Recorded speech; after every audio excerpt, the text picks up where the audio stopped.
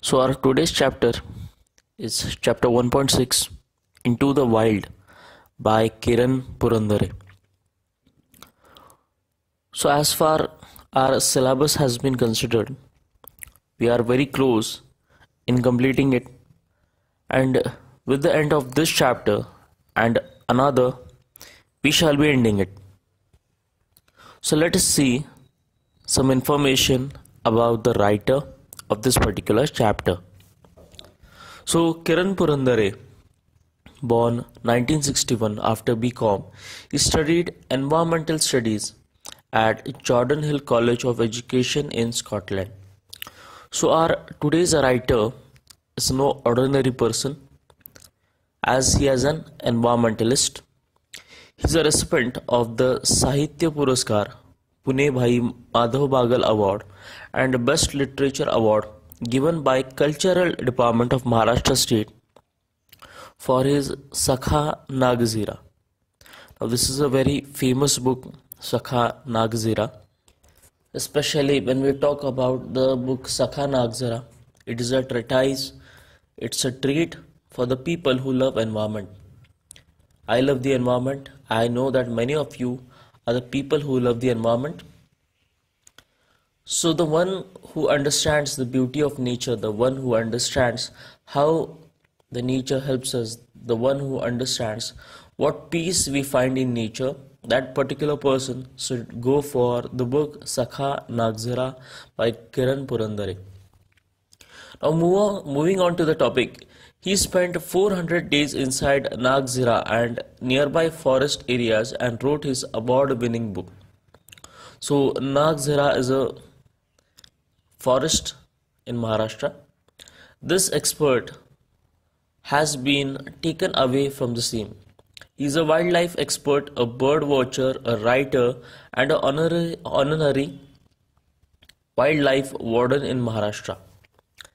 Now, by the end of this particular information or his bio, we come to know a number of things about the person. So our author here is a wildlife expert, not only an environmentalist but a wildlife lover.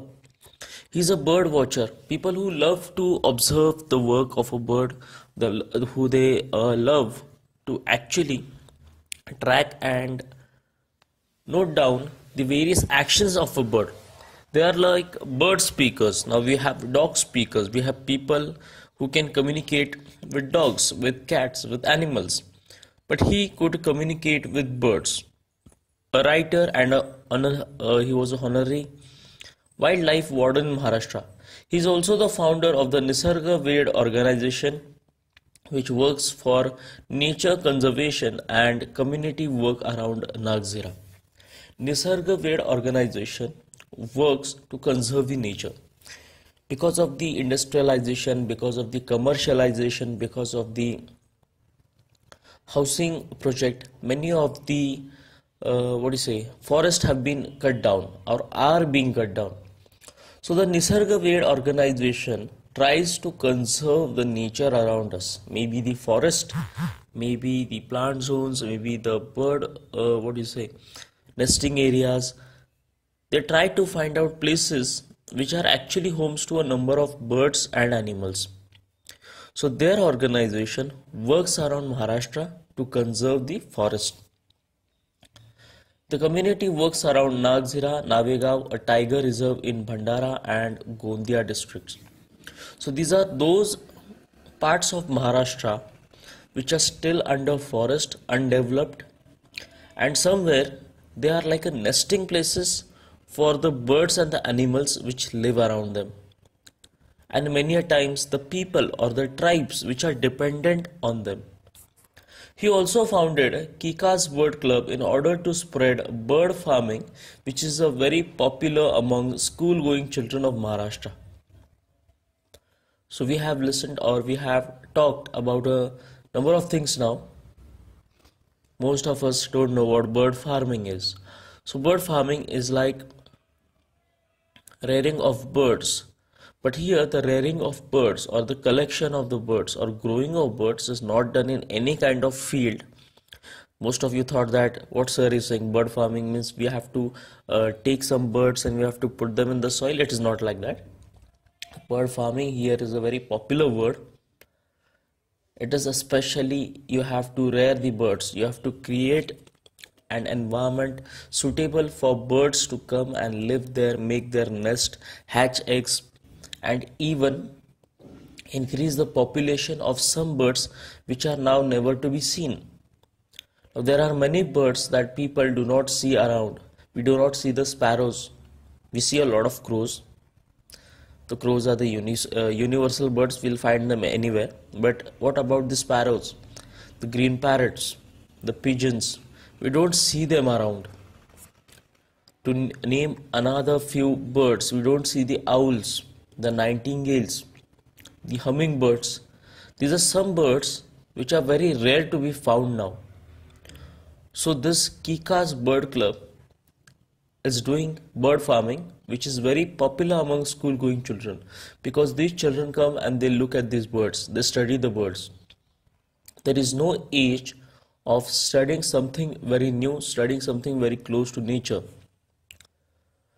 So as far part 1, as the name suggests, the excerpt is an amazing experience of the writer, where Kiran Purandare, the solitary traveler, the lonely traveler, I will not say alone, but lonely, the one who wants to live lonely life, the one who wants to travel alone.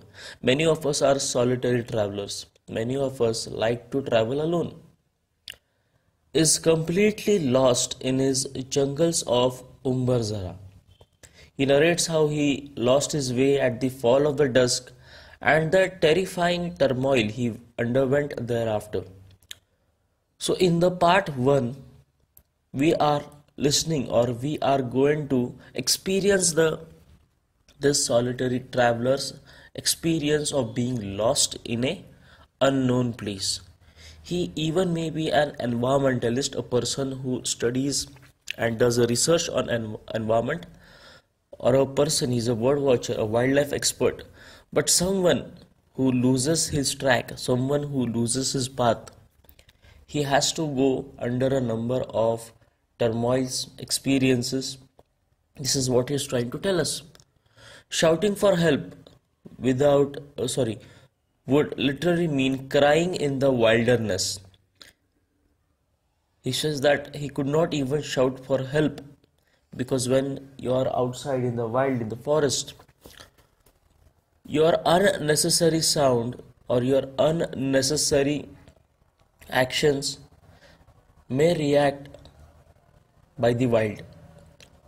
The wild animals may get attracted towards you.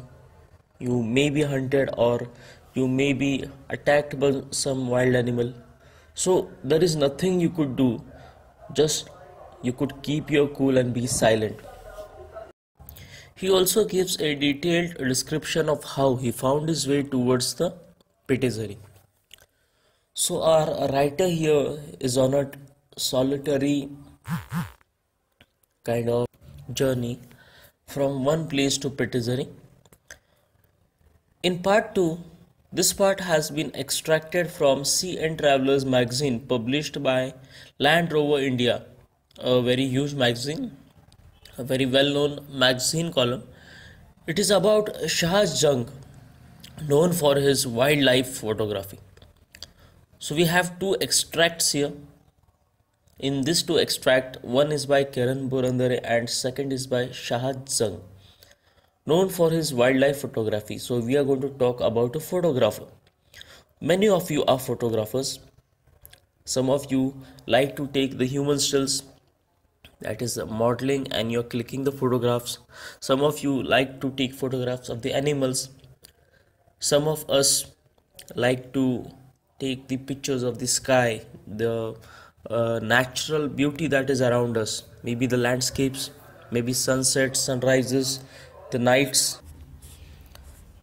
So many of us like to take pictures of objects and a number of things. So our second extract is about a photographer, a wildlife photographer, who takes the photographs of wild animals, birds, and their daily activities inside their own home, that is the jungles or the forest. It briefs us about his entry into the world of wildlife photography, the insight that he received during the journey regarding the loss of the habitat of those heroes of the jungle, and the genuine efforts that he took by establishing BCRTI for the conservation of forests by educating the local rural folks and providing them with a sound, reliable source of income. So, this is his journey, how he found habitat for the heroes of the jungle. The word heroes of the jungle here means for those people who live in the jungle, those tribes that are dependent still on the jungle for their food, for their livelihood, for their work. He also established BCRTI, an organization which works for rehabilitating the people, the locals, and he's providing them with a reliable income. Means they're getting money also and they're living inside the jungles. They're trying to make something of their life. So let us now move on to the chapter Into the Wild. Part 1, Lost in the Jungle. The 8.5 hour long day inside the hide was fruitful as the jamba tree standing tall on the edge of the Umbarzara. So jamba is a type of tree in Umbarzara. He was walking for 8.5 hours. That is a long journey. You can say 8.5 hours is some people's working time, some people's studying time. So more than that time, our narrator was walking inside the Umbarzara, a forest in Maharashtra. Before wrapping up my day at the natural waterhole, I took entries to the avifauna in my field notes. So avifauna, birds of a particular region, habitat or geographical period. So these birds are actually only found at some specific geographical natural environment. So hide is a place built to look like its surrounding. So it's a place where many environmentalists, nature lovers, ecologists, they observe the actions of the birds and animals from this particular place. Before wrapping up my day at the natural water hole, I took entries at the avifauna in my field notes. Since I was alone, I rushed to Pitizari village where I was stationed. So Pitizari village is that place where our narrator stayed during the shoot or during his alone time. I camouflaged the hide, took my essentials, came out of the hide and stretched out to my heart's content. I lifted my camera bag and took the familiar trail to Pitizari. So camouflaged here means disguised by covering it to make it blend with the surroundings, wearing something which easily mixes with the environment. Now the camouflage are used by the nature seekers, the ecologists, the environmentalists, the wildlife experts in order to get mixed easily with the surrounding. Many of you will think, why do we need to get camouflaged? Why can't we wear something bright colors, some dark colors? It is for your own protection. If you have planned to move to a forest and you're wearing something red, something blue, something black, something white, you will be easily caught by the birds or even the animals, which is a sign of danger. Many a times, these wild animals will find you as their dinner, maybe lunch, maybe brunch, and before you enjoy your day, you will be inside their stomachs. So it's better to be camouflaged. So he camouflaged the hide, he took his essentials, came out of the hide and stretched out to his heart's content. I lifted my camera bag and took the familiar trail to Pitizari. So trail means path. When you walk in the villages, when you walk in the forest, there is trail, there is a path made by the footsteps or even the wheels of cars which go from a place to another. So because of people or the tribal people who had been coming inside the forest, there had become a path, a trail of their footsteps, maybe of the various instruments they were carrying, maybe a log of woods they had to carry.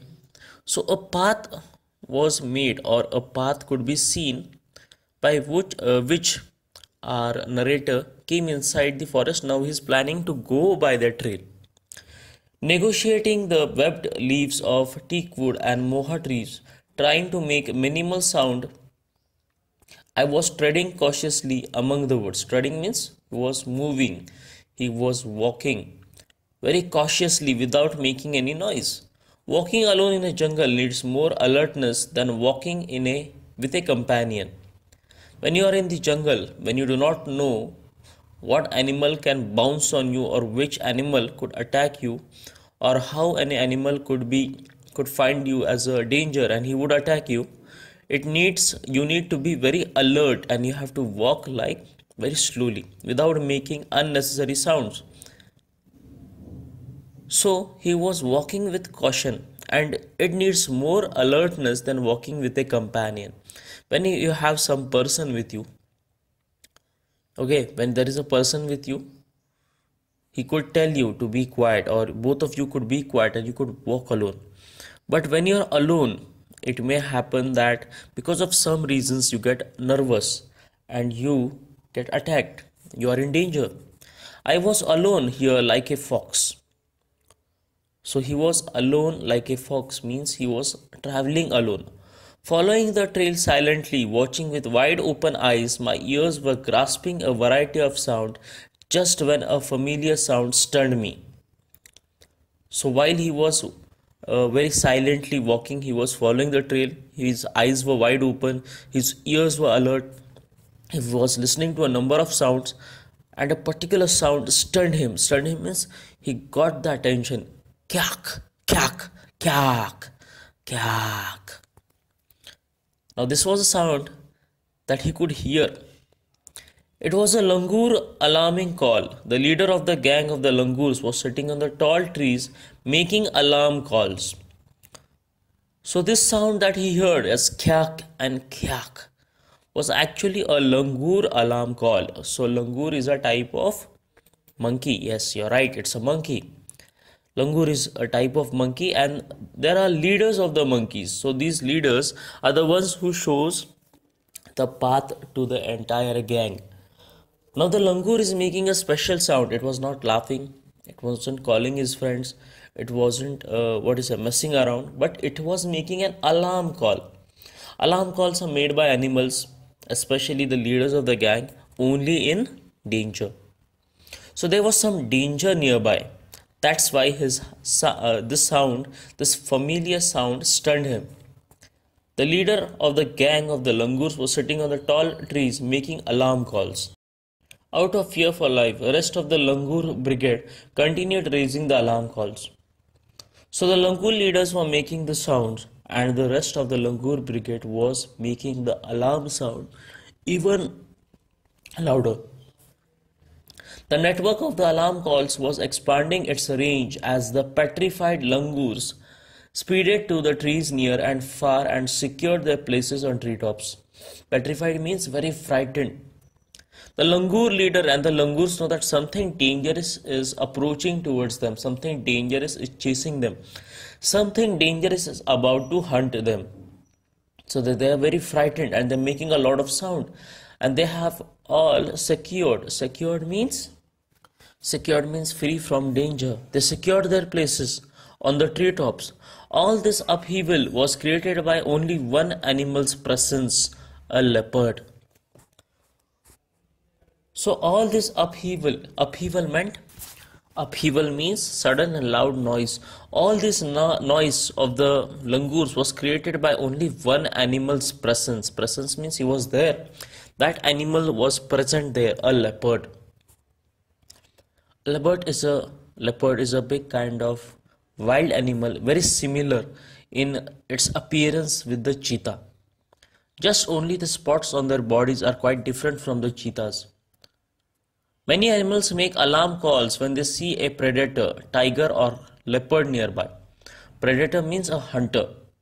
The langur is the most reliable when it comes to finding clues about the presence of the apex predators, that is, the topmost hunters in the jungle. The langur is the most reliable when it comes to finding clues about the presence of the apex predators in the jungle. The topmost predators of the jungle, it's a tiger, it's a lion, it's a leopard, or any other type of animal which could hunt the smaller animals. These animals work as alarms for them. The mighty elusive leopard of Umbarzara was out of its lair. Mighty means this particular leopard was very famous in the Umbarzara. He was out of its lair. Lair means his den, his secret place. He was on the prowl. He was on the hunt.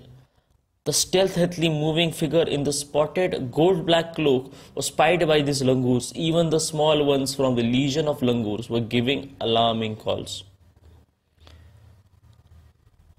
So this is the description of the predator, the leopard, the apex predator of the jungle. Even if it was moving very slowly, very quietly, it was mixed with the environment. Even then the langur spotted the gold-black cloak. Gold-black cloak here means the body, the color. The langur spotted him or spotted the apex predator of Umbarzara moving very quietly, very slowly, prowling, trying to find its prey. Even the small monkeys of the legion means a great number of people or things, the smallest of the langurs even found out about the apex predator. Jack, Jack was a sound made by even the smaller monkeys. I stayed put, gauged the leader langur's target site and scanned the area visually. Took some steps, stopped again. A fresh scat was lying before me on the trail. Scat means animal droppings.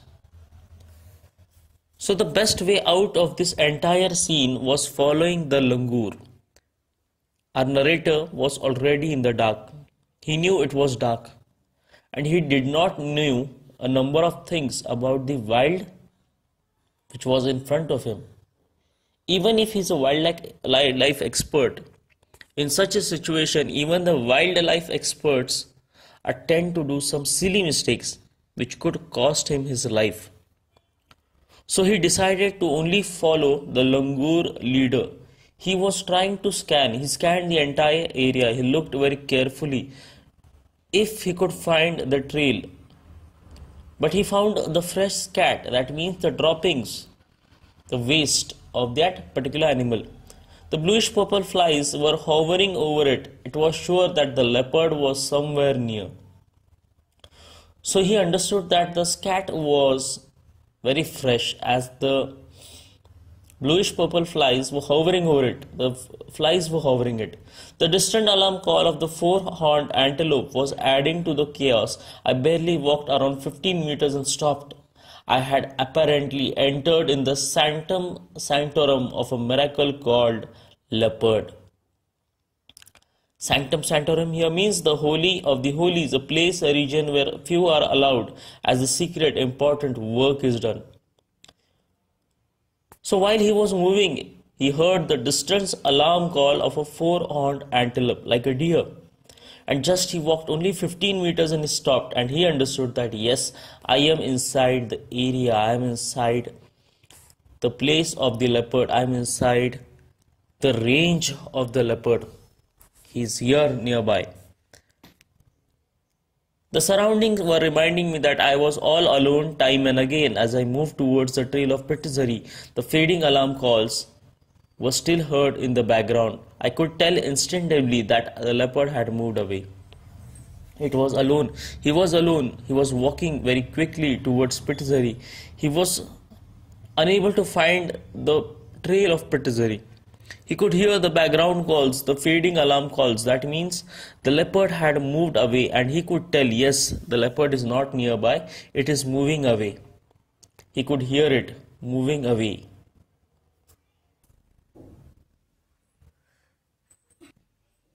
Now let us move on to the next page. Meanwhile, I saw a man standing at a distance with a stick in his hand. As I approached, he appeared spooked due to the alarm calls of the leopard. Spooked means he was frightened, he was alert. Meanwhile, when our narrator was passing through the trail of Pitizari, he saw a fine man, standing with a stick in his hand. We greeted each other. He was Raju Iskape from Pitizari.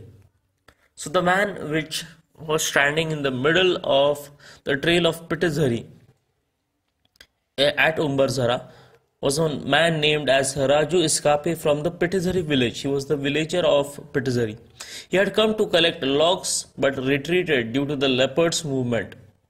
Raju was amazed at my regular solitary visits to Umbarzara, the haven for tigers, leopards and sloth bears. So Raju had come here to collect some of the woods for maybe cooking food, or maybe some different type of work. And Raju, as soon as he saw the narrator, he saw him, he found him a familiar face, that yes, he's the person who's living at Pitizari, and daily he's moving up and down Umbarzara. Umbarzara is the haven for tigers. Haven means? So haven here means a place for safety or refuge where there are a lot of tigers, leopards and sloth bears. So all the apex predators, especially the tigers and the leopards, all of them come to Umbarzara to take a rescued place or safety.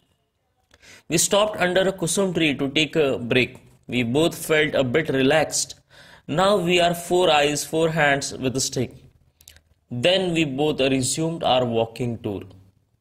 As the moment our narrator found Raju Iskape from Pitizari, he had now 4 eyes and 4 hands. That means he had a companion to walk him out of that place. He was happy that finally he had found somebody who could lead him to Pitizari. There was one tiny track that broke out to the main trail. I will take this route. You go straight, said Raju and turned right. Raju was a man from Pitizari village. It was his daily routine to come inside Umbarzara and take the logs and go. So Raju could exactly tell our narrator which route he should take, the right route which could lead him to Pitizari. I kept walking straight until I climbed a familiar hillock. So our narrator kept on walking and suddenly he found a familiar hillock, a place or a stone, maybe a mountain, a very familiar place. When you are walking or when you are traveling by a very familiar place, a known place, after some time, after some days, after some weeks, you get familiar with that place. You know that this particular turn is here. This particular tree was here. So he could tell him that this place was known. I crossed the cement pillar and stones stacked by the Forest Development Corporation to mark the boundary of the forest compartment. So now he crossed the cement pillar and stones that was stacked by the Forest Development Corporation, as it was the boundary of the forest compartment. Took another trail. After climbing down, walked across a beautiful mahua tree loaded with reddish brown leaves. The ground under the tree was uncleaned very well. The thought instantly flashed in my mind, I had lost my way. Means, our narrator was walking to a known path, a known trail, and suddenly, after climbing down a very familiar hillock, he understood that he had lost. The next moment I found another dusky trail. Hastily I took that trail which took me from a narrow gorge to an open field, a narrow gully between the hillocks. I turned back to spot the sun. Now the geographical west was set. The dusky trail had vanished. God heavens, I was lost. Completely lost in this jungle. That too at a very dreadful time. The sun was melting down like a fleeting runner. A narrator was walking very hastily, did not see around. He knew a few hillocks which looked very familiar. He had known that place, but suddenly, at a very dreadful time, especially in the evening when all the apex predators are out finding their lunch, finding out their dinner, and God knows he's lost. What to do now? How to go? How to find the trail to Pitizzeri? He had met a person, a companion, who told him the trail, but unfortunately he had lost everything. He had lost the sight of his trail. He did not know what to do. He was lost. And that also on a very dreadful time. He saw that the sun was melting down like a fleeting runner. Fleeting runner means the sun was melting down. The sun was setting really quickly. The dusky trail had vanished. The trail which he took, which he could have taken, has vanished now inside the or in the night. He had no idea where he was going. He had no idea where it would lead. He had no idea whether he would reach the Pitizzeri village safely or he would be somebody's lunch, somebody's dinner. So I want all of you to write down all the important points. Note down the important points as we are going to end the first part here. In the next part, we shall be discussing about the remaining part. We'll complete the first part and also the part 2 of the chapter, Into the Wild.